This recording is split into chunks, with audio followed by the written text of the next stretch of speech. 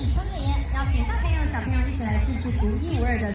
正常的释放之下，飞得又高又好哦。好，我们可以看到我们的春联风筝已经放飞起来了，相当的喜气。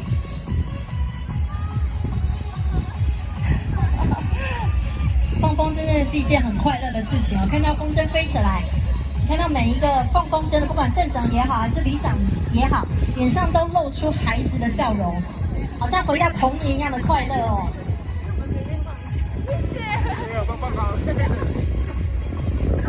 好，现场，现在呢，现场有很多的风筝正在放飞当中哦。有镇长给我们放飞的恭贺新喜，来跟大家拜个早年。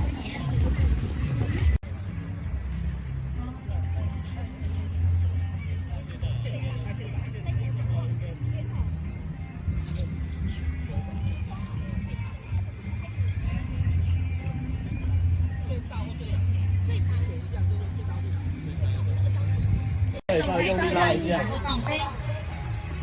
那现在陈嘉善老师呢，现在为我们放飞的这个大型的蝌蚪造型的软体风筝。活动当天呢，如果在我们穿着旗袍或是唐装年节服饰到现场，就可以到我们服务团一起纪念小风筝，数量有限，打完为止。所以欢迎所有看到我们记者会的朋友呢，都可以先把我们这个唐装啊，或是我们的旗袍。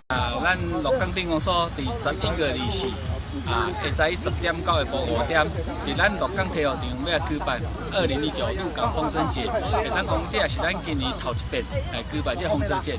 咱东港规划足侪动物要来放飞这个新增天空好像是一个这个安尼足侪的风车呈现伫咱鹿港的天空。嘛这个在地有足侪这个演艺还有看歌唱人员会当讲，互大家体会到，或是讲在听觉、视觉，都好像得到一个很好的呈现。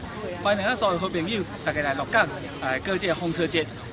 嘛有这个 DIY 的风筝制作，会当讲安尼，互大家体验制作风筝好放风筝这完全都是免费的提供给所有的民众，欢迎大家到店来共享盛举。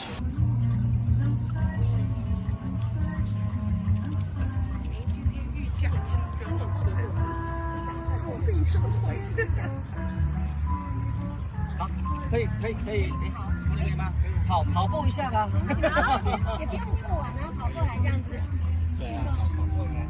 他们今天第一次玩，那就很开心。